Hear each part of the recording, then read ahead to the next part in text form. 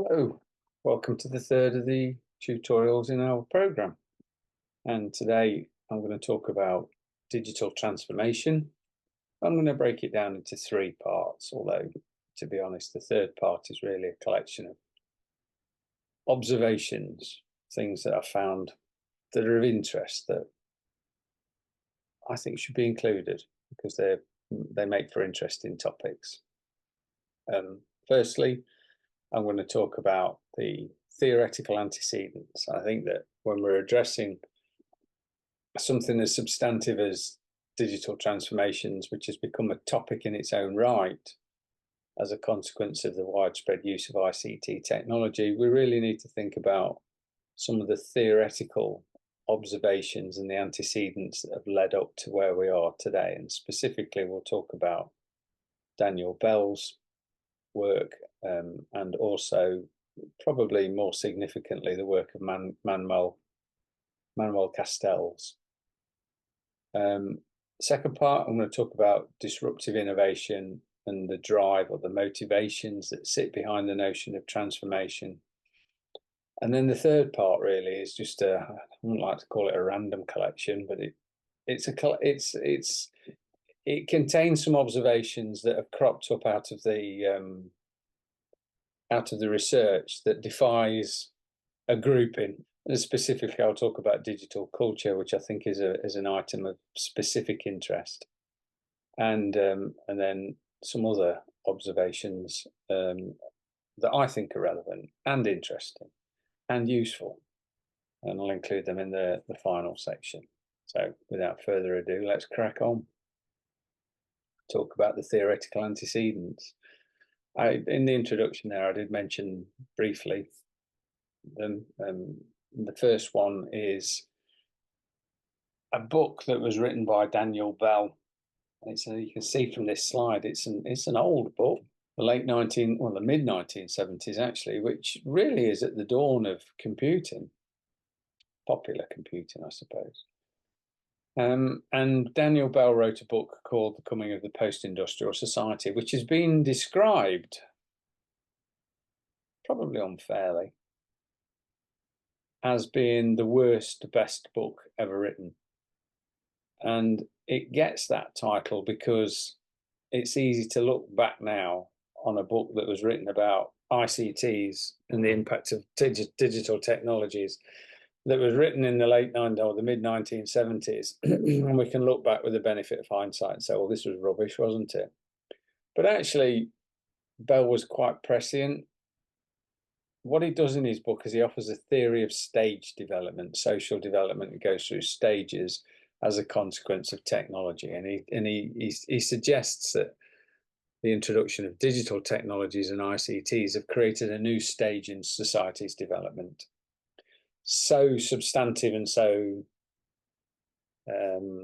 radical is the new technologies that it's created this post-industrial society. It's founded upon a huge shift and rise in theoretical knowledge. And what's interesting is it's not just knowledge as far as Bell is concerned, it's theoretical knowledge. And for you guys, in terms of your program, where you're being interested into all of this, being introduced to all of this different and varied theory, it might seem like Bell's predictions, if you like, or theorizing, are particularly apt. However, I think we're in quite a rarefied demography, aren't we? And given your social circle, your work, and all the rest of it, you might be able to make more of a qualified statement about the rise of theoretical knowledge. Personally speaking, and particularly with the downsides of digital technologies and social media, we've got an awful lot of knowledge, whether it's theoretical is debatable. A lot of it is based on bad science and opinion. But whichever way you look at it, there's a lot of information that's being cast about. So perhaps the basing it on theoretical knowledge is somewhat overstated. But Bell says that it's the axis around which the new technology, economic growth, and the stratification of society will be organised. And he leads him to suggest that it's the US that leads the rest of the world on a path to this new type of system.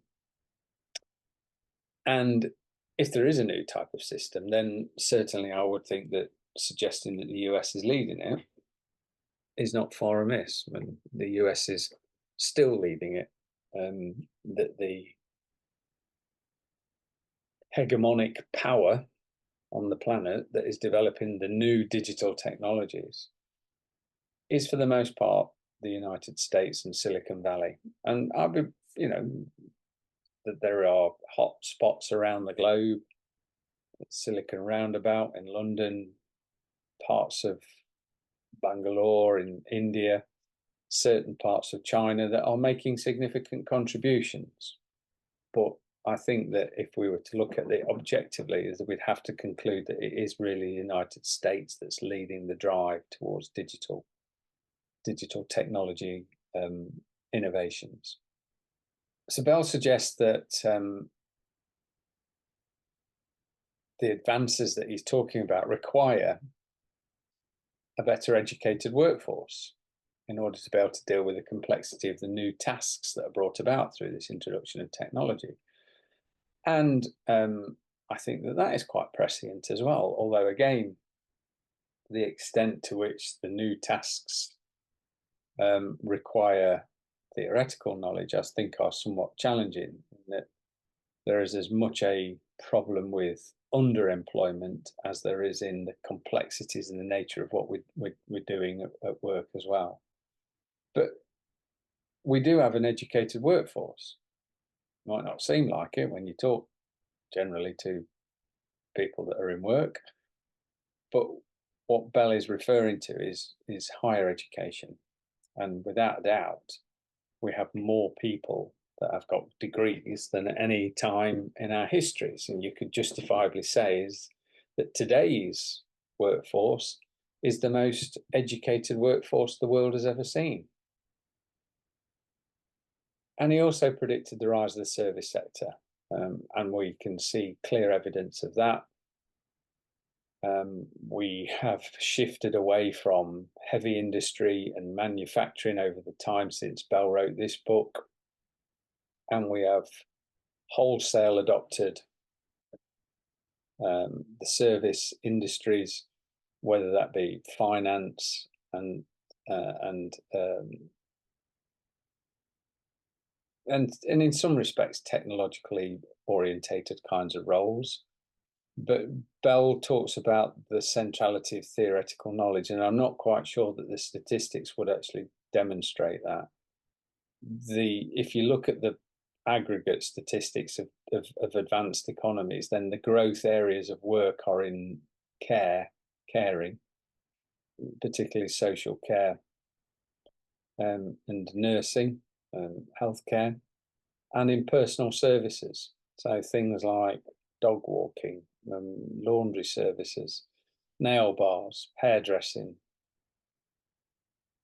personal fitness instructors, those sorts of things. Now, they'd certainly require a degree of knowledge, but whether or not that would be classed as being high level theoretical knowledge that Bell is referring to, I think is somewhat doubtful. And indeed, I think that in many organizations, you in particular, perhaps, you might well be referred to as being a knowledge worker, in that we're not dealing with the output of widgets and material things in many cases, but we might well be selling business to business services or contracts of some kind, all sorts of things. The public sector predominantly deals with knowledge work, and evidently there's different kinds of knowledge work, and some of it might be the high abstract theoretical stuff that Bell is referring to, but quite a lot of knowledge working can be quite humdrum and quite humdrum and quite undemanding. And as a consequence of that, Bell's claimed that the central person to this new society is the professional equipped with the education and training to provide new kinds of skills. It's probably a little bit far of the mark, but there has been a significant shift in a kind of like an appreciation that you are responsible for the development of your own skill sets in order to maintain your employment. That's probably one of the reasons, the rationale why you're here. But it kind of sets or takes away from the state or from the firm the responsibility and the requirement to train to equip their people. It's sort of like the responsibility falls upon the individual itself. So whilst Bell might not be wholly accurate, nevertheless he was writing in the mid-1970s, and he predicted a new kind of society, a society that was predicated upon knowledge, data if you like, but had moved beyond the industrial. It was a post-industrial knowledge-based society around digital technologies. And on that basis, I could think you could say that, you know, pretty accurate considering your work and the way that we work and the way that we live. I think you'd say that he's pretty accurate. Writing later on, and I don't think he actually credits Bell. Manuel Castells published a 3-volume work called The Information Age, within which Castells outlined what he refers to as the network society. Castells is significant. He's probably the most cited social scientist of our time. And there's a reason for that, in that his works are far-ranging and interesting, and they are indeed, they provide quite considerable detail. And in one of the volumes called The Network Society, or The Network Age, I think it is, Castells outlines his primary argument in that the development of digital technologies and ICTs introduces a new society within which networks are central and networks prioritize the flow of information. So he predicts this kind of like rise of data, flows of data between nodes that exist within a network, and sees the organization as being something which has become flatter, populated by what he refers to as self-programmable labor. In other words, the individuals within the network corporation are responsible for the development of their own skill sets, but that they have a kind of like a degree of agency and autonomy in order to be able to do what they need to do, which actually is the causal causans of the accumulation of knowledge. The networks, the nodes, the flows of data between the nodes that exist within a network results in the accumulation of knowledge, which in essence leads to the progression of society. So you can see there are some links towards Bell's work in that we are dealing with a step change in our society in the way that we work, the way that we live, the way that we function, and there's no going back. You know, there's no golden age that can be returned to. The changes are absolute. And it's the network which is central to the notion of his society. And it's the spread of the networks that link people, institutions, and countries that are preeminent and significant within Castells' conceptualization. And it's the flows of the data, the flows of information between the nodes that exist within a network that gives the network its potency. So the network has power, authority, not power, authority. The network is significant, the nodes are less so. And he predicts a enhanced global integration, which, you know, globalization was part of that. And you might say, well, we've had our day of globalization, there is less global integration. But when you think about it from the way that corporations are spread all over the globe and the way that people can reach across the globe, that's the kind of thing that he's talking about, rather than some significant neo-capitalist movement such as globalization. But he also paradoxically talks about a heightening of fragmentation. You can exist in many, many networks, but you're doing it from some kind of ICT related vehicle, this computer, your smartphone, of which you are somewhat detached away from the network and from your immediate environment. You can be in your network anywhere in the world. There's no attachment to a place so much, which, as I say, is paradoxical. You can be connected, but also you can be fragmented away from the connections that you exist in, which is very different to what we've done in our histories. And he comes up with this lovely phrase, which is the space of place, the space of places is replaced with the space of flows, which just indicates how significant that the flows of data are, which lead lots of consulting houses around the world to state that actually the source of value for firms now is less about the products and the competitive advantage that our products actually contain, the bundle of characteristics that makes them purchasable, and it's got more to do with the accumulation, the spreading and the curating and collation and the analysis of data. So it's within the space of flows, it's the flows of data which are the significant driver of value.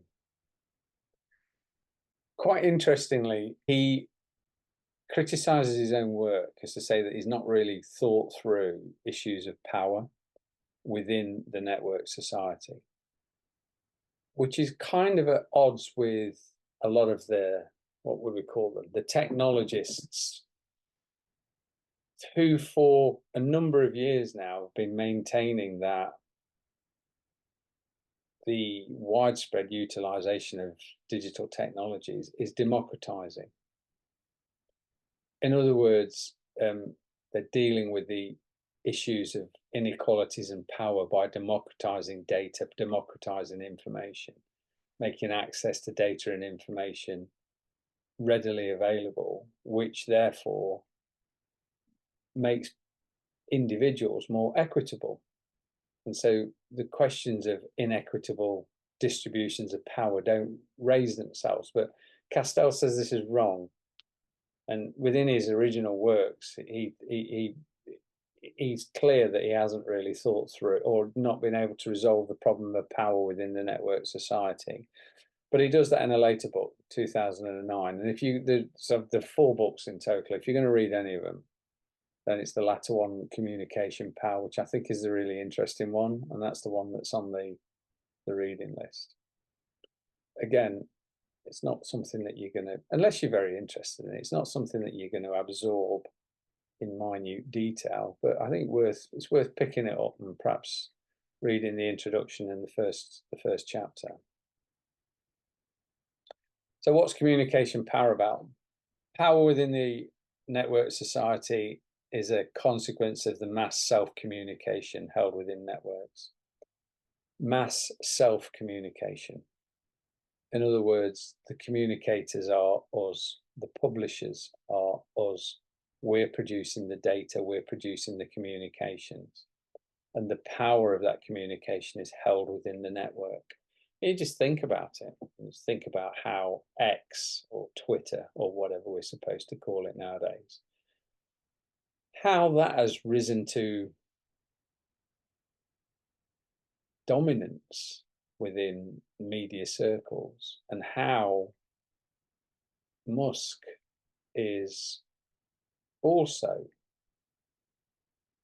I was going to say revered then, but that's not right, is it? Is that how, with the esteem that Elon Musk is held in, and the authority and the power that he has, to the extent that not that long ago, he had a 2-hour loose conversation with the ex-president Donald Trump within a network which received many millions of unique visits. And that's an example of power, I'd argue. The ICT-enabled forms of media, therefore, displace the earlier media forms. Now, he could probably have seen the writing on the wall of this, because he didn't write this until 2009, but by which time newspapers were on the way out. But I think television was still really the dominant form of media. But even television is has less of a grip, less authority than it once did.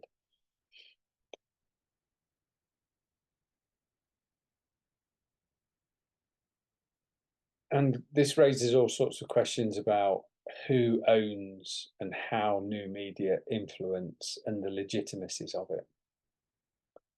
And quite clearly, the state or the judiciary are a long, long way behind either understanding or appreciating these new forms of media. I don't know if any of you picked up on a video, it'll be on YouTube somewhere, or a news story. I'm referring to the video here, which was Mark Zuckerberg being interviewed by senators in the American Senate, where it was evidently clear within around about 15 seconds of a politician opening their mouths, they had no idea what they were talking about, none whatsoever. And Zuckerberg, along with Musk and other forms of social media platforms, have really captured and now dominate the old media. But there's a book about old media written by Herman and Chomsky from 1988 called Manufacturing Consent.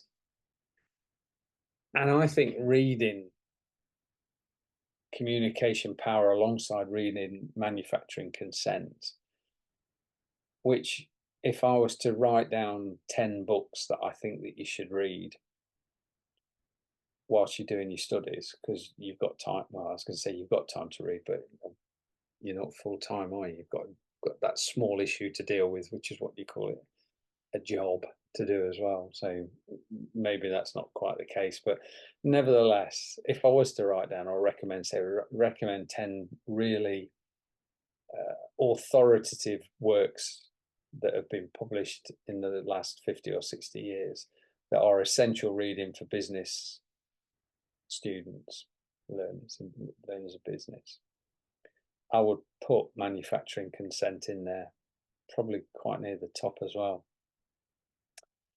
And it states, effective and powerful ideological institutions that carry out system-supportive propaganda functions by reliance on market forces, internalized assumptions and self-censorship, and without overt coercion. In other words, we've freely entered into this arrangement. But the conclusion that they come out for it is that these forms of media produce a consent the majority don't particularly want. Now that's power, which is still, in essence, held by a minority, of which the majority are compliant towards a consent that the majority don't particularly want. And I think that does depict our contemporary media. And it's very much a media that is orientated around digital technologies, innovations, and ICTs.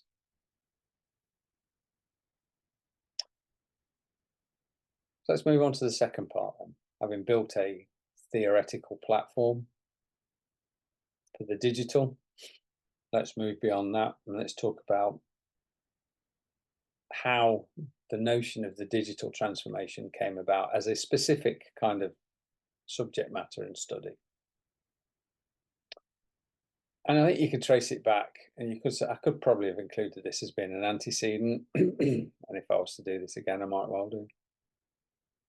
But the idea of digital disruption or disruptive innovations, which you will have heard of, I'm sure, because the claims are that digital technologies are disrupting the existing business environment.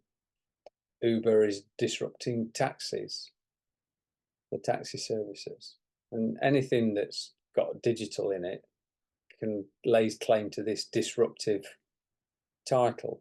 Well, whether it is or not, I'm not quite sure, but they like the idea of disruption, although they're not that keen on things that might disrupt themselves or disrupt the dominance of certain big tech corporations. In actual fact, I mean, you can go back and have a look at the amount of money that Microsoft and Google and Amazon and Facebook, well, Facebook less than the other ones, spend on the acquisition of technologies that might be seen as being either substitutes or a challenge to their own dominance. So on the one hand, they're advocating a digital form of disruptive innovation, but on the other hand, they're spending quite considerable amounts of money on protecting themselves from the disruption of new technologies. But the work by Christensen, again, I think it's quite prescient. Talks about processes of disruption become fueled by the process of digitalization, the movement of the shift from the material, the analog, if you like, to the digital. There's no conclusive theory of disruptive innovation, but you're not going to be surprised by that now in this stage of your development, is that there are very, very few definitive theoretical claims that can be made about a very small number of topics, I think. Digital disruption focuses on a rapidly expanding digitization and consequently innovation management. Now, those two, digitization and innovation management, may not necessarily be combined. They may be exclusive terms in that if you look at the way that firms are structured, a lot of innovation management is done by the legal team. The innovations themselves might be dealt by the engineers or the operators or the marketeers and so on and so forth, but the management of it, in other words, the control of it, is handed over to the legal, in many cases, legal intermediaries, because patents become a significant source of value to the firm itself. And this notion of disruptive innovation tends to be orientated around a 2 to 5 year landscape, and I think that makes sense, doesn't it? Is that you can't predict the future. Anything beyond 3 years is probably, well, you'd be guessing anyway, but anything in the near medium horizon over the next 2 years, particularly as far as disruptive technology is concerned, is all going to be about AI, isn't it? And as a consequence of that, that gives you the sort of like the justification as to why that firms are literally falling them over themselves and putting millions, if not billions of dollars into the development of AI, supported by the claims that this is the new business, this is the internet or the new industrial revolution will be around AI. And it's very much a digital disruptive innovation. We know that those innovations will be central for the next 2 to 3 years, but as I've said before, it's very difficult to predict what they will look like. But that's not going to stop firms investing in it, is it? So what do we mean by digital transformation? There's a quote that I've taken from the book on the slide, and it says digital disruption is marked by a level of intensity of application and implementation of digitally driven projects, and also by the way an organization manages change within itself to take advantage of digital. More recently, there's a clear sense that true digital transformation is about transforming whole organizations, which is kind of contradictory of the earlier sentence, but I think the focus is on the transformation of whole organization rather than working on isolated individual digital products. The digital transformation really is synonymous with the digitization of the entire firm, and anything that can't be digitized can either be scrapped or sold off. So where does the kind of like the drive for these come from? And I mean, clearly there's an economic driver and a business driver that says that we can get increased efficiencies and return that comes out of this in terms of the accumulation of capital and profits and so on and so forth. But that's only one part of the external dynamic. And I think you could go back to looking at the sort of like the narratives and the stories that support these sorts of things, which build up a sense of importance. And so the kind of like the motivations can come from outside of the firm. We talk about market competition. We can also talk about just copying, outright copying. They've got an AI interface. We need to have an AI interface. They've got a chatbot. We need to have a chatbot, and so on and so forth. Which is kind of like supportive of the principles of technological determinism, which we criticised in the first tutorials to say that there's probably a little bit more to it than this. And so therefore you might want to look around the motivations that shift, that support the shift towards a digitization of the firm in more areas, from the political to the economic to the social. And that policies and procedures and the structures and the cultures that are established by history can be radically shifted and changed by digital processes. You'll be well aware from Unit 1 that culture is very difficult to change in anything but the long period of time. And one of the hopes of digitization, you digitize the culture. We can digitize all of the policies and procedures and make the ICT so central to the function of the business that the culture therefore must change as well. Now, whether you can determine what that culture is going to look like, I think is questionable. But nevertheless, the point is that the motivation for digital transformation, there's the kind of like the driving cause, the dynamics, I think is probably a better word, are multiple and varied and come from a number of different sources.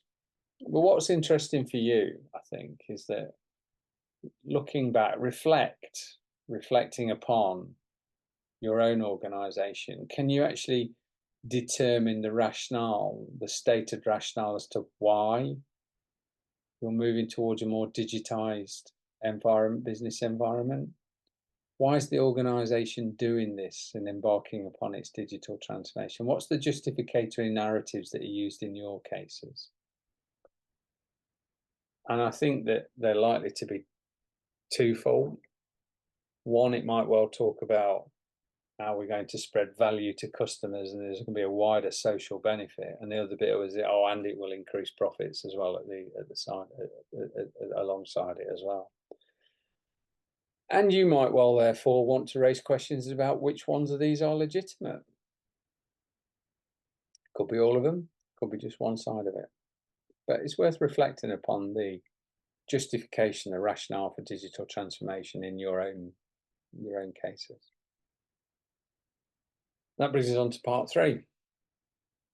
And as I said in the introduction, this does also include a selection of issues, that wider considerations that I think are worth including and talking about. But before we do and consider those aspects of it and some of the weaknesses, I think, of digital transformations, or some of the problems of it, one of the things you'll be aware of is that academics have a tendency to problematize things. And the reason that we do that is to try and understand them. So we'll first talk about digital transformation as a strategy or as a practice or as a collected form of activity within the corporation, and then we'll move on to talk about the wider issues. So digital transformation first off. What's being digitized? What's the source of the business, the digital business, the transformation? What's being digitized? Well, there are three aspects. You could think about the digital as a product itself. Are we selling something that is being digitized? Is the digital the radical innovation that is the competitive advantage that that we are selling to people? Or is the digital the way of the market? You're looking at for the product, you're looking at data and big tech, and for the innovations, there's examples of those innovations that are there, NVIDIA, Netflix, Spotify, there's lots of them now. And the way to market, you could do that through three different ways to the market, either as being an intermediary that sits within the market and just introduces either buyers and sellers or consumers and producers together, or aggregators where you're just aggregating huge amounts of data and data harvesting and selling that on, or actually you produce something which is open source, which is inviting collaboration and co-construction, such as Firefox and other open source forms of coding and so on and so forth. But really, it's integral to know from the process of digital transformation is that what is being digitized, where are we focusing? And if you go back to the earlier definition of it, is that really the firm in digital transformation is digitized in its entirety. The operation is digitized in its entirety. But in practice, it rarely ever is. But what's the source? Where are we going to get the value from? How does the business manifest itself? And how are you going to obtain and maintain that competitive advantage through your digital infrastructure, digital architecture? And that requires some form of deeper analysis. And this is what's known as a digital maturity framework. Now, for those of you that have worked in HR, you'll have done things like a skills gap analysis. And this is an audit. It's nothing more complicated than an audit. It's an audit on the digital frameworks that's being operated, as opposed to the skills, as opposed to a financial audit. It's the same principles. And I can't remember where I pinched this one from. It's some consultancy anyway. There are 5 core dimensions: customer strategy, technology, operations, organization, cultures, and that can be broken down into 28 sub-dimensions, which in turn break into 179 individual criteria. And you can say, well, that's very comprehensive and very thorough, but also it's bloody time consuming and overly complicated. And I'm not quite sure as to the value that this is likely to produce. It's so, to quote Matt Salverson, it says so much that it's in danger of saying nothing at all, nothing concrete. How would you deduce from an analysis of 179 individual criteria what the level of maturity was of the organization in itself? But whichever way you look at it, this notion of digital maturity frameworks is very popular.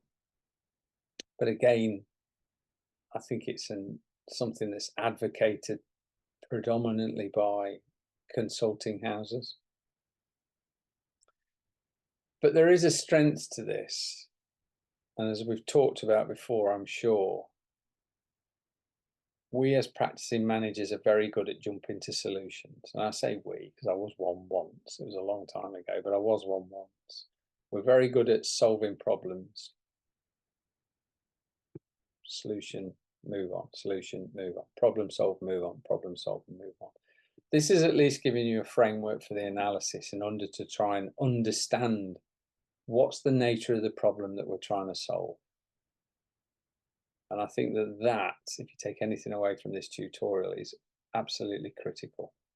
Understanding the nature of the problem that's to be resolved, which is not a new idea. Karl Marx said the point of the theorized in the philosophies is to understand it, because if you can understand it, you can change it. So you, having embarked upon your framework and making decisions about the outcomes of that framework, one might therefore jump into a digital transformation strategy. And you'll have learned from Unit 2 that strategies compose a diagnosis of the environment, the business environment. Where's the source of competitive advantage going to come from? A guiding policy, therefore, in terms of how we're going to resolve the diagnosis, and a plan of action, which can be broken down into 4 specific areas: communication, culture, technology, and data. In communication, what should be and how should it be said? What value will the communication itself generate? The communication needs to be or indicate the nature of the transformation. Innovation starts from an issue or a pain, which I think I like that actually, because you think about where the what's the provocation towards the innovation itself. And I think that trying to resolve an issue or something that's causing pain, financial, competitive pain, identified and seeks to resolve them through a carefully thought out plan. But the culture of the organization needs to be in a place where it's open-minded sufficiently enough in order to be able to think its way through its own problems. And I'm not sure that we are. Hence the enormous amount of money that organizations spend on consultancies. Consultancies, to my mind, is indicative of a lack of skill, knowledge, and understanding that's inherent within the organization itself. But the culture needs to be oriented as well towards the digital and to the transformation. The technology itself, and I think really what we're referring to here is understanding the nature of technology, and I think that this is important. The understanding of technology doesn't need to be profound. We don't need to be technologists. We don't need to understand the nature of code. But we do need to understand when somebody's, for want of a better word, taking the mic on. We need to understand the parameters of the technology that's to be used, to be applied. And critically, how the application of that technology is going to lead to the generation of value. That's essential. And then the final one is the notion of data. The foundation of data, or sorry, the foundation of digital transformation is data. Flows of data from the nodes. And this does raise questions about how you capture it, how you curate it, collate it, and how you use it. Knowing how to use enormous amount, and I think this is probably the kind of like the power of the seduction of AI, is that having ploughed through enormous sets of or enormous bytes of data, is that how do you make sense of it all? If only there was a machine that could do that for us. Well, the promises are that there is. In order to be able to, the point of digital transformation is to put the firm beyond the productivity frontier. It's to move you into that blue ocean territory that I'm sure that you will have explored with Arena. Invariably, digital transformation, without really thinking about what's to be digitized, how we're going to use it, where the source of value is, what our plan is that we're going to be put in place, is that the digital just becomes the next way or the next method of swimming around in the red ocean, running the same race faster, but playing the same game just a bit better than our competitors. And that's not really genuinely innovative. And is not likely to generate competitive advantage at all. Now, this is quite interesting. I picked this out of a book, and this is the kind of the to encapsulate in terms of a framework where digital transformation will occur and what needs to go on, what activities need to take place. And I think it's quite interesting because when I saw it, it just struck me as being a picture of pretty much every organization that I've really spent much time with. Now, this is from the automotive industry. The terms will be different dependent upon the organization, but the actual way it's set out, the way it's structured, look very similar to me. And so I thought about this and I thought, well, I think I can replicate this for your organization by showing you a picture, the best picture that I can find of your organization. And it looks like this. Now, before you go, what you smoking, Paul,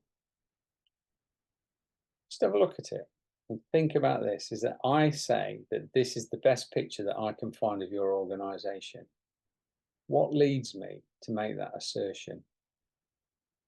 Spend some time just thinking about it before you just pause the video, answer that question, and then write some things down and just put them to one side and bring them with you to the workshop. But what is it about that picture that mirrors your own organization? All right, so having done that, put your pen away and your paper to one side. And remembering is that I talked about the schematic, the framework. And I just looked at it and then I applied it to this. And you've got all of these nice towers that exist within the organization. We might call them silos, but vertically structured, functional bits of the business, marketing, finance, etc., etc., etc., all nicely laid out alongside each other. And the challenge of any form of transformation is not to operate in a silo, in a vertical environment, but it's to operate in a horizontal environment. Now, ICT's claim to resolve this, because if we just take away the picture for a minute and just leave the silos, digital technologies, digital transformation apply pressure. We know this from the works of Castells and Bell, is that the network society, the post-industrial society, the creative destruction within the firm, if you like, or the innovation within the firm, puts pressure on the organization in order to make it flatter and less hierarchical, flatter and more networked, to the extent that the pressures become such that the organization becomes flatter, less hierarchical. And you'll know that from your own experiences, is that your organization is always looking to try and sort of become more flexible, and the flexibility supposedly comes out of these flatter, less hierarchical network structures. But how do you go from an organization that's been structured in silos vertically into something which is now structured horizontally? And if you have these processes that are ongoing, is that do we try to do this and deliver this by actually putting another silo to the side of it, and we call that digital transformation or the change management department? headed up by somebody at the top of the vertical silo, the chief information officer or the change manager. And this is typically the way that we resolve things within organizations. We'll build another silo onto the side of all the other silos. And this is a process that I refer to as misorganization. It's just poor organization. Is you're running something in parallel with each other which are discordant. A process of trying to make something flatter and less hierarchical by building another tower alongside it and giving it the authority to try and instigate different levels of change. So thinking about how the organization will respond to the challenges and how it needs to be structured is part and parcel of the issue. And we need to get beyond the problems of misorganization. I've said here that digital transformation creates its own narratives, and it does. And people that within the silo, the chief information officer and the technology and technologists, they talk a rarefied form of language. And I'm reminded of my earlier days when I was an enthusiastic historian. And I read a lot of medieval history, the history of religion, and the translation of the Bible into the King James Bible, into the vernacular, the local vernacular, was significant. Because prior to that is that the priests came down from the pulpit and spoke a foreign language, a weird language, the language that was the language of God. They spoke in Latin. And the majority of people would not have had a earthly understanding of what was going on, but it was part of the process. The language that was being used supported supported one's faith. The priests are talking in a language which has been given to them by God, which sets them apart from the rest of us. They have greater authority. They're closer to God than we are. And therefore we believe.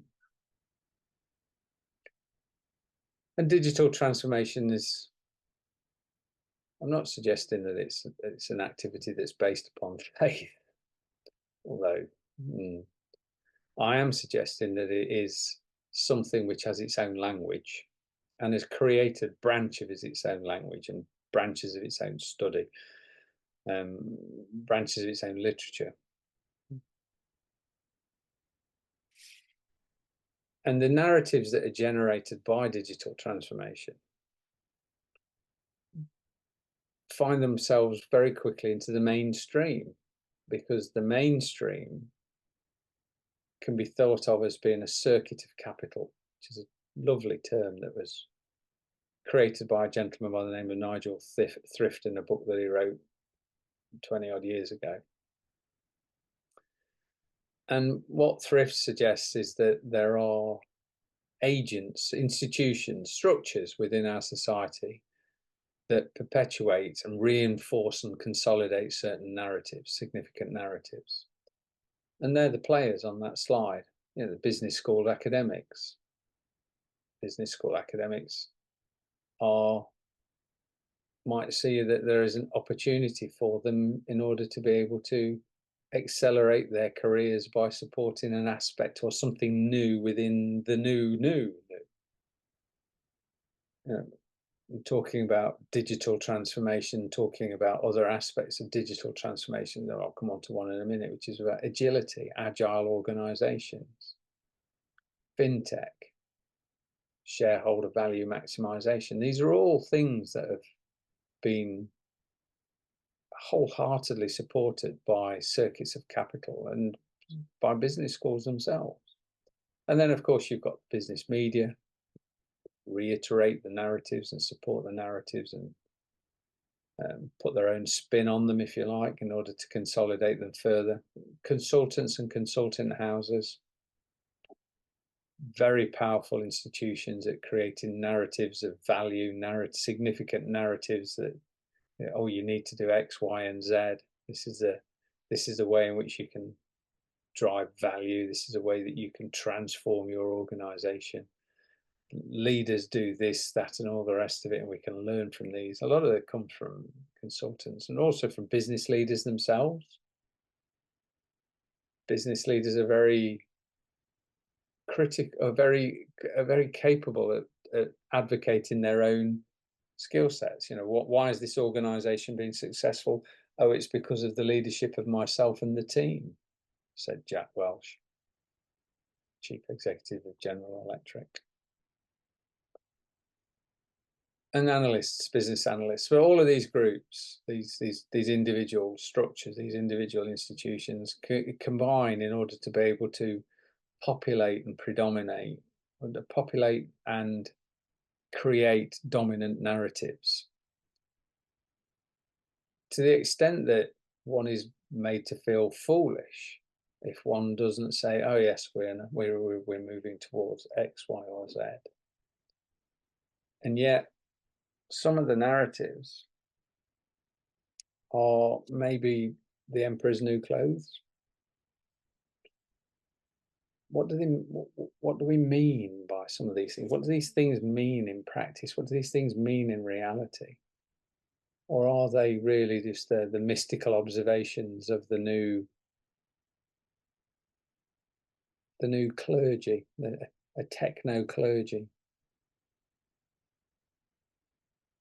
So there's one that I've referred to earlier, agile in the agile organization. To be agile is fundamentally to change the manner in which the organization functions. There's nothing new in that, really. There's always been technology. There's always been a requirement to change the function of the organization. I gave you an example using the Lucas plan. That was back in the 1970s, back in the technological dark ages. Capability of a business to continuously adapt itself to its complex, turbulent, and unstable environment. If the environment is unstable and uncertain, as certain people would let you believe, if it is volatile, uncertain, complex, and ambiguous, it doesn't really matter what you're going to do, because it's not possible to be able to discern any kind of like patterns out of the environment. And one thing that we don't ever talk about in business management is luck. Is to what extent is the firm lucky it guessed correctly? And you won't find chief executives advocating luck or saying on their CVs or writing books about, I was just jolly lucky at this time. It has to be something which is within our own skill sets, our own agencies. And a very powerful driver to create justifications and narratives after the event, which we refer to as halos, or the halo effect by Phil Rosenzweig, which is a really good book on business that's in your reading list, and I would advocate that you spend some time looking at that. And again, it's this support about the organisation of the future is extensively non-hierarchical, democratic, in which the well-being of the customers and the employees is a priority. To what extent is that another narrative construction of conviction and a halo? Reinventing organizations, says Lalo. Agility is about the reinventing of organizations. You can trace management, theorizing management practitioners, management consultants back to Deming in the 1910s, and they were all claiming that they were reinventing organizations. So to the extent, I think that what we do need to do is to be a bit critical about some of these claims and to say, well, what really is going on here? What should we, what do we need to do? Rather than just adopting the next new fad or soundbite, management fad and soundbite. The agile organization puts knowledge and management at the heart of the organization. Knowledge management becomes synonymous with the distribution of know-how, quantifiable facts, standardizations, and checklists.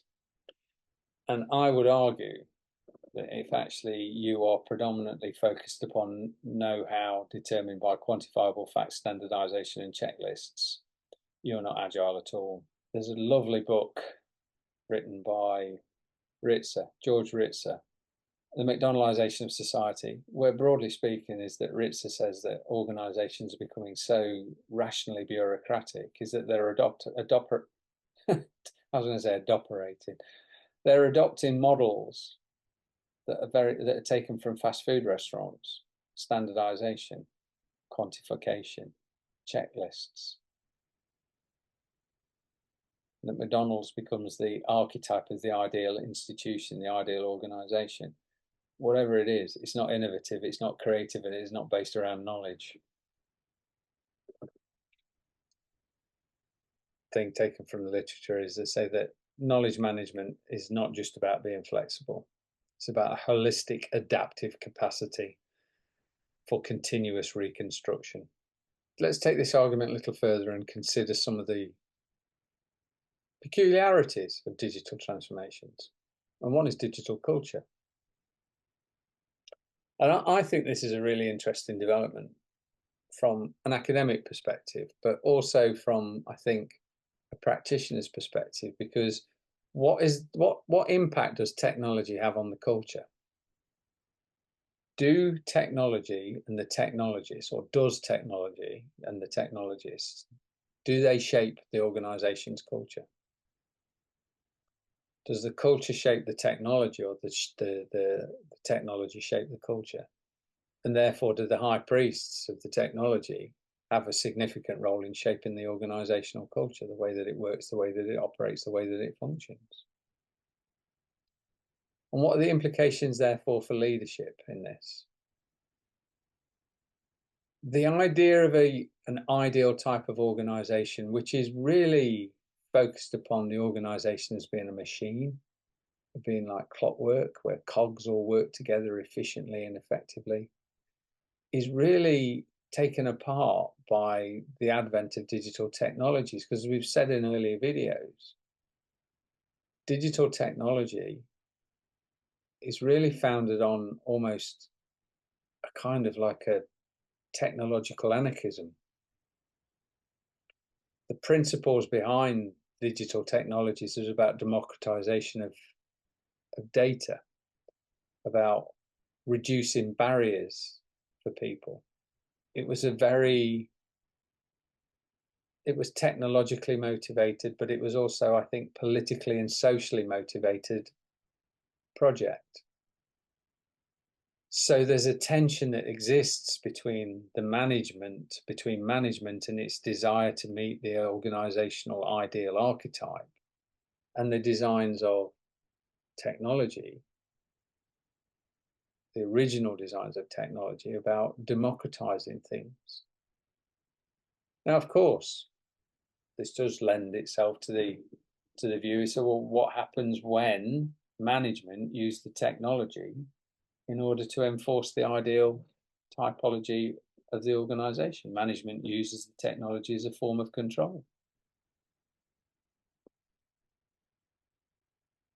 And whilst digital culture is a growing phenomenon, there's not much evidence of it in the literature yet. Most of it comes from the consulting houses.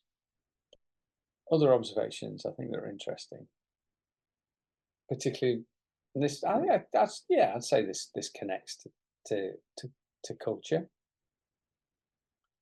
and also it connects to our understanding of the technology itself, because tensions exist between the science and the engineering. What I mean by that is that if you look at the AI environment, the engineers can build you a large language model or a generative AI model, but the scientists can't explain why it does what it does or how it does it. The science currently doesn't really fully understand how AI produces its results. So there's a tension there. There are tensions that exist within organizations, but the technology creates a new one.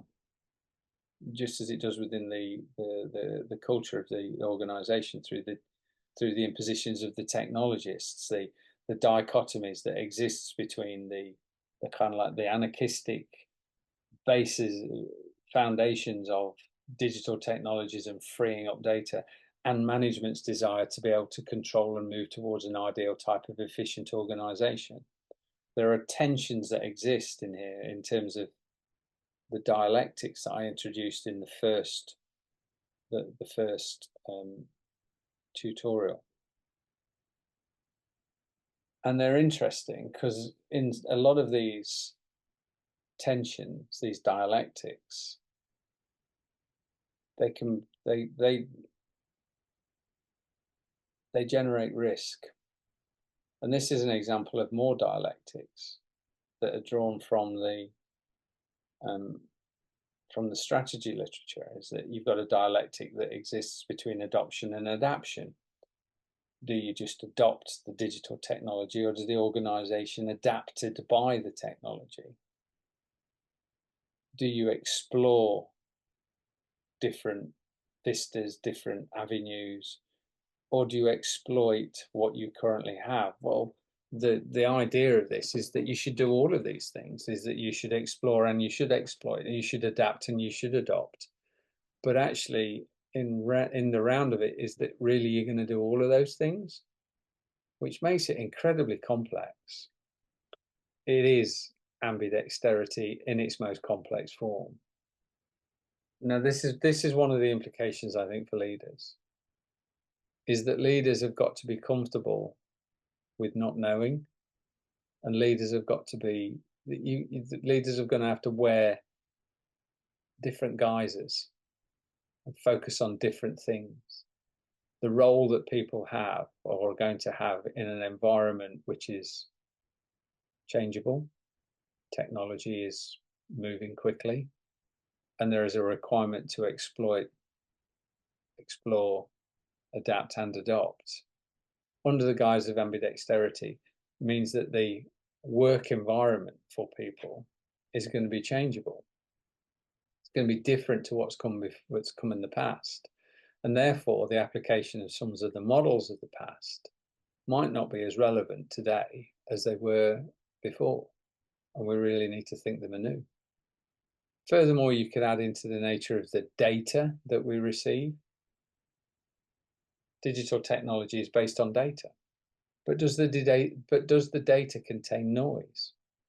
And how might you effectively deal with the noise? The noise in the data produces hallucinations from the AI.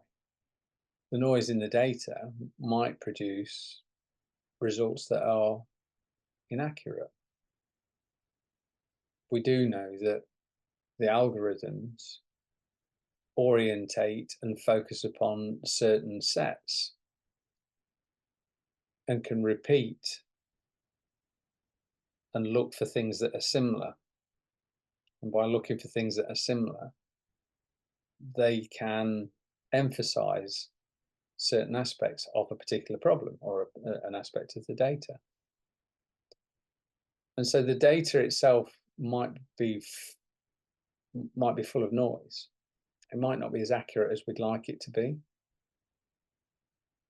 And so how do you deal with the potential that the data that's spewed out from an analysis might be problematic? And of course, the human bias can make the analysis of data even worse, because humans are geared up with all sorts of heuristic biases, the most common of which is confirmation bias, is that we will seek data that confirms our own view of something. That actively seeking data to confirm your own bias is an example of human cognition which goes wrong. But I just wonder whether or not the data analytical systems that we have replicate our own forms of bias. But whichever way you look at it, the data sets that we employ and the way that we the way that we analyze them or noisy. And so I'll make a plea for the reintroduction of the arts of management. Not all of them. Classical models of management, very dry, quite dull. But Mintzberg refers to the essential skill of management, which is judgment, human judgment. Human judgment is a rare thing. And you have to make judgments because the data sets might not be definitive. It's easy to criticize people's judgment in hindsight. It's very difficult to be able to make accurate judgments at the time. And the question for you, therefore, is that how do you do this? So what's your processes of making judgments? Coming to the end, so I'll leave you with these last two slides. We have to acknowledge that organizations are really good at talking, but they're not very good at doing things. Think of your own experiences. Organizations are designed to maintain a status quo. Missions, vision, values are all soft power elements that coerce people into thinking along the lines of the same way. Budgets organize you, structure you. Policies and procedures organize you and structure you towards this ideal type. Managers manage, leaders lead. They're the ones that sit at the top of the hierarchies, who have a vested interest in their own esteem, all of which maintains a status quo. Innovation, digital technology, digital transformation is suggesting that the status quo needs to be challenged and needs to be changed. And this is a huge, huge dialectic tension that exists within organizations. Continuity and change. Humans are programmed for consistency. We like consistency. And therefore, we will seek to qualify the ambiguities that are around us. What do I mean by that? Is that, oh, well, this is what's happening. That's what's happening.